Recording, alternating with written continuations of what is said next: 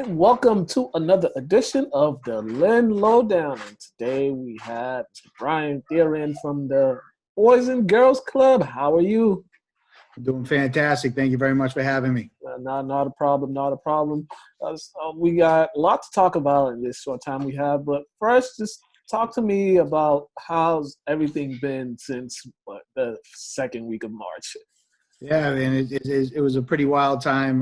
You know, right around March 12th, they came through and they said we had to shut down. So our staff and board of directors came together to figure out a plan to make sure that we continue to stay involved with the community and, more importantly, the kids and the families. So it was a challenging time, but right now, I mean, we got a lot of special events going around. We had a Mother's Day, a big basket. We coordinated that with David Bossman and gave out 80 baskets of food and meat and stuff to the families. Easter baskets, we were able to get that rolling as well. 240 baskets out to the families delivered. But a lot of Facebook programming, a lot of Zoom, staying healthy, mentally healthy, physically healthy, and the staff, along with the board of directors, created this great culture still and still making an impact in the community. Okay. Yeah. Can you talk to me about some of the programming, how you guys were able to do your programming online, or just what were some of the programs that you guys were doing online? So we have this great thing, you know, as far as the Facebook, we have a great group going on there, and there's daily challenges of sports and cooking, as well as trivia, and that's going on from the different sites that we have in the programming. But our Zoom classes are really taking a toll of their own. We got about 15 to 20 kids going in there every day, and once again, it's focused on that trivia. It's focusing on health. It's focused on stretching, but more importantly, like just seeing each other, even though it's virtual, but they see their friends that they haven't seen in a while, and see the mentors that we have that we provide for the kids, and just listening to them about their challenges. You know, one of the things that we always are concerned about is the parents and the well-being of everybody's, you know, as far as economics and stuff like that, which is very important. But then you have this grouping of kids that are going through this too. They don't quite understand the magnitude of it, but they understand that right now is not a time for them to be able to play and hang out and see and go to school and go to the Boys and Girls Club. Which takes a little bit of a toll on them that we're finding out. But I'm just fortunate and really blessed. The community of Lynn is really blessed that we have such great, amazing staff that have reached out to them. And like I said, every day around 2 o'clock, 15, 20 different kids are coming on that Zoom. And it's creating such a buzz that we have a wait list now going on right now. And that's what it's all about. But to see the kids not only express their concerns, but then see them smile by the end of the program time. And, you know, that's what it's all about. And in your sense, or if you got reports from these Zoom meetings, how do you think the kids feel? Because they went from seeing each other 5 days a week to the Zoom. That's the only time they get to see each other, or if, you know, they're doing stuff online as well besides the Zoom that you guys help them get involved with. But how were their spirits? How do you think they were feeling? Well, I'll tell you what, the unique thing about the Boys and Girls Club is that we represent each school throughout the city, right? And they're all coming under one roof. So you got all this dynamics of all different parts of the city coming under that one roof, and they're learning how to play, and they're learning how to build friendship and positive memories. And, you know, the goal of our organizations is when they get older, they continue to have that friendship, right? And that, you know, that's our biggest thing is and keep that networking just in case someone gets a job and they're looking for something else.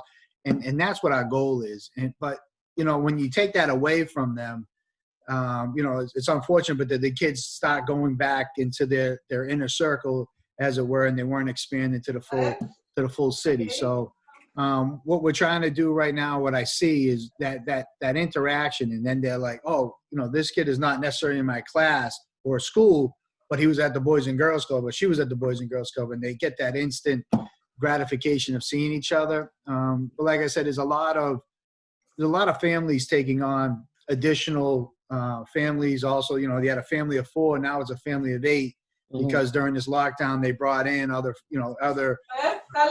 uncles and aunts and so forth into their homes, which, you know, sometimes for a kid, any type of adjustments, even though it's a positive one, it's still an adjustment. More people in the household, they tend to express themselves to make sure that it is okay. And, we are here and we're still going to have fun. And we understand it is a little bit stressful. And the parents and your immediate family are having different conversations with you as opposed to, how was your day at school? And, and make sure you eat healthy. And now the conversation is let's make sure that we have enough food for the week. And let's make sure that we're continuing to staying healthy. And it's so, like I said, the kids know what's going on, but they don't understand the magnitude. But when they come together as a group, that's when they're able to laugh and express each other. And what happens is one kid tells the same story and they're like, I'm not alone, right? That's what it's all about. They're not alone. And that's so important. Yeah, and as far as staff-wise, because we've seen so many organizations, they had to cut down on the staff just due to the circumstances, let go of some staff members. Just how were you guys able just to be able to keep your staff together? So the board of directors did a phenomenal job of positioning us to at least get us to July 4th, right? Mm-hmm. And then we have to reevaluate our organization. We were fortunate enough with the help of Salem 5. We qualified for the PPP program, which is basically allowing us 8 weeks of paying the staff to provide these programs. So when you have tremendous support from community and individuals. Some grants came through, DCU for Kids, Amelia Peabody Foundation, Heritage Helps, as well as the Conway Foundation. As soon as we shut down, within literally 2 or 3 weeks, they're like, you got to keep the programs going. You got to figure out a way to make sure that you help the kids. That's all we care about. And here's a donation to make sure you get there. Mm-hmm. So when you get that type of support, you understand the magnitude of what the Boys and Girls Club's about and the importance of it. But we have a pretty hard deadline for July 4th to figure out what our next steps are. Our goal is to keep everybody employed. We had to, unfortunately, we're in the middle of a capital campaign, so we could only use a portion of our building. Mm-hmm. So we were about half staff before this took place. And now we're rolling out to the new building on August 9th. We're going to get about an additional 15,000 square feet of brand new state-of-the-art building. So July 4th is the date that we're hoping that we're reopened, right? Mm-hmm. So that way we don't have to lay off anybody. But if they extend the restrictions, then, we're going to, the board and myself and as long as senior staff are going to have to figure out a way to make sure the kids still have their program and we keep as many staff as possible. Yeah.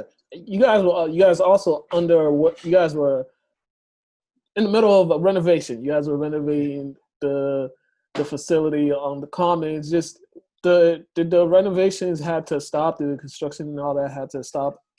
The Eulis Brothers was the general contractor. They're obviously moving the project along and have done a fantastic job, along with all the subs. Right, they really have gone above and beyond the call of duty. We had a month. We were supposed to open up July 9th, I believe, and we were going to have this big grand opening, and everyone was all excited. And we we're going to have guest speakers flying in, and a lot of the kids they were practicing a performance, and it was just going to be spectacular. But then this happened, obviously, March 13th, and then we had to shut down the construction. So we're about a month and a half behind. That's what I was saying, more like a mid-August opening, but definitely before the September when the school comes back. But it was challenging. You get so excited about this and you see all this progress happen, and, we're going to be able to serve over 500 kids per day, and the community's rallying and they're supporting financially, but they're also supporting, hey, how can I help out? And then everything had to stop. Which was tough, but they're all back up. They've done a wonderful job of keeping everyone safe, right, and everyone focused. And we're going to be back. And like I said, once we can relieve those restrictions, we're going to be able to serve as many kids as possible now in a beautiful state-of-the-art STEAM center. We're going to have a full teen center, fitness. Planet Fitness is donating. We're going to have a no judgment zone. All the equipment is going to look like a mini zone. Coca-Cola is made a tremendous donation to make sure that we have the proper snack area for the teen center. Our licensed childcare is going from 77 kids all the way up to 122. I mean, we're just, we're gonna be able to provide the best services for the kids who need it the most, and we're just thrilled about that. Now, as we're slowly reopening, as the state is slowly reopening back up, certain businesses are opening up one by one. everyone's taking protocol into their approach of how they're going to handle, the social distancing and just trying to make sure everyone's safe and everyone stays healthy. What are, because you guys have so many kids that you guys overlook that come in and out the building. There's so many kids that are members of the Boys and Girls Club. Just how is this, the reopening of the state, how is that going to impact how you guys are going to operate just in having the kids, together? I mean, fortunately, we have a national office that is really driving a lot of the protocols, and they're getting carried down to our senior staff. So we're coming up with a welcome back committee of senior staff that are really gathering all the information from all the different resources from the state, as well as from our national headquarters of Boys and Girls Club of America, to come through with this welcome back packet that we're going to be able to hand out to the community leaders, as well as community officials and parents and families. What else is great about it is that our board has committed a subgroup that also is focusing on the welcome back, and we're concentrating on the finances, the human resources, which is the staffing we talked about, the protocols that take place with the parents as well as the kids, the drop-offs and the pickups, but just as well as just like the regular programming. And what we've seen nationwide of the programs that have been open, they're at about a 25 to 50% capacity, which they usually are, not because people aren't coming. They have a wait list, but that's the new rule. So, we're not going to probably be able to transport the kids from Lynn up to Middleton, which is our summer camp. We're going to have to figure out different ways of handling that. So we're really in a lot of the brainstorming and gathering of the information to bring out this excellent plan. I can assure you that, the people that are on the board and our staff, safety is the number one, right? That's it. And it was always fun and safe and let's make it great. Now, for now it's going to be safety. Safety is number one. It always is number one, but it's going to supersede everything else until, the restrictions get off a little bit. So we're going to put in a lot. We just made a huge order of, the hand sanitizers, the soap, and, all that good stuff, the bleach. Our staff has done a wonderful job of getting all their certificates for everything, because we had, basically 2 months. So now we're up to date. So we're about as prepared as we possibly can be. We're excited about it. And, now the opening of the new building, everything's going to be new and fresh. Plus our staff being, getting all their certificates and having a plan in place from the staff to the board to roll out to the community and the families and the members. I'm feeling very confident that we are fully prepared to open up the doors when we're allowed to. Once again, with the mayor and the governor and so forth. I mean, we're working with them indirectly through our Mass Alliance, and it's just so important that we stay in line. We have 42 Boys and Girls Clubs. All the Boys and Girls Clubs got to look the same when we open it, right? We're one brand. Yeah. But as far as Lynn goes in the city of Lynn, we're excited. We're ready. We're fully prepared for an opening. We're working on some details, but we're so excited to get the kids back in. Now, since there's so many Boys and Girls Club in Massachusetts, is everyone having a hand in just giving their input on the reopening? Just everybody giving each other advice, or just giving each other notes on how they're doing things in their particular community, and everybody bouncing off ideas with one another. Absolutely. Which is a great point, is that we're fortunate enough that we have a Mass Alliance, which consists of every Boys and Girls Club in the state of Massachusetts. We're under one umbrella. Jennifer Allworth, who is the executive director of that alliance, brings us together, if not once, twice a week, with all the executive directors to making sure that we're dotting the I's and crossing the T's, and we're making sure we're united front, and we're all coming out with the same policy and procedures. Yeah, and there's a lot of brainstorming. There's a lot of people that have been involved with nonprofits for a very long time. So it's a great networking system, great tool. And like I said, the national office then breaks out. We have 4,500 Boys and Girls Clubs throughout the United States, and they break it out to the Northeast region.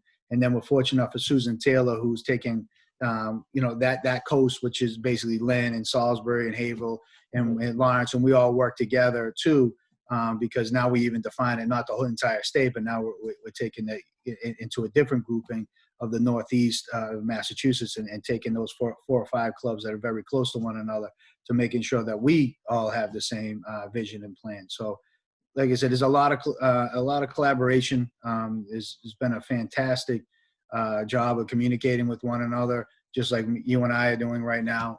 You miss that intimate feeling that you get when you get a group together. But if you keep your minds and we stay focused and really roll out with the safety, we can make this happen. Like I said, we're thrilled. I'm not sure exactly about the capacity. I would love to get to 500 at some point. We're probably going to open up at 30, 60, 90, and then once, and we're ready for that.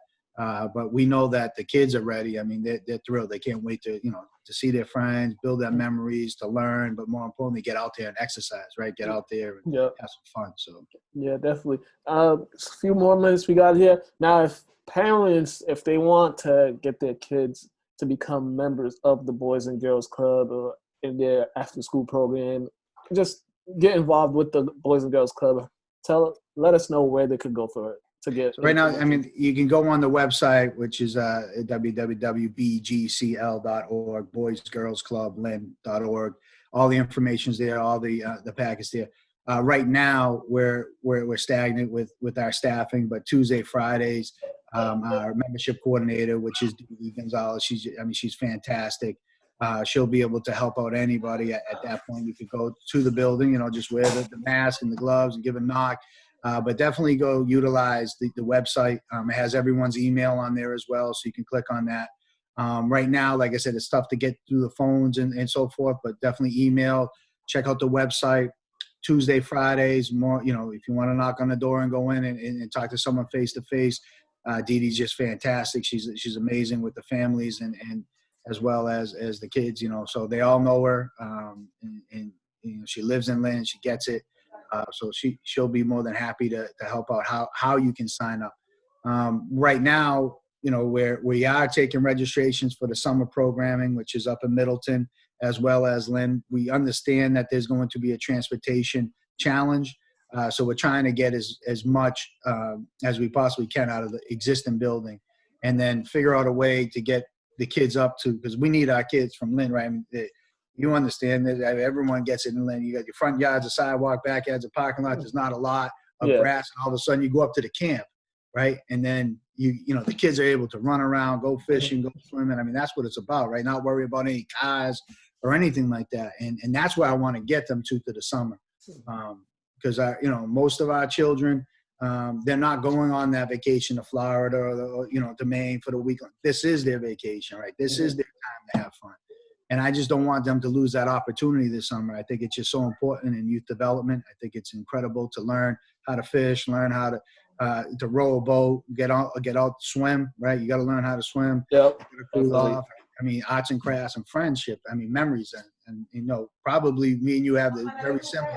Summertime was the best as kids, right? I mean, as we were growing up, right? There's nothing better. And we're just trying to figure out a way to get the kids there for the summer and to experience that and not lose a full year out of that. Definitely. You guys definitely continue doing the great work. It's much needed and very appreciated. The Boys and Girls Club is an integral part of the Lynn community for many years. I remember I used to go there when I was in elementary school. 120. You're a member? Nice. I love it. Yeah. I would. When I was in elementary school, me and my brothers used to be members.